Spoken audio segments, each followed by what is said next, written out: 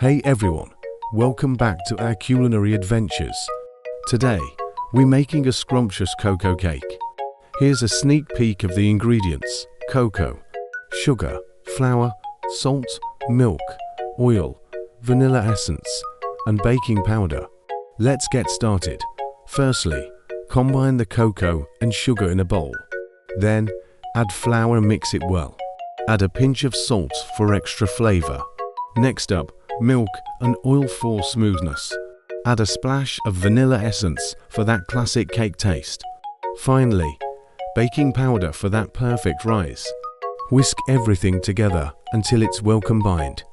Pour the mixture into a baking pan lined with parchment paper or lightly greased with oil or butter.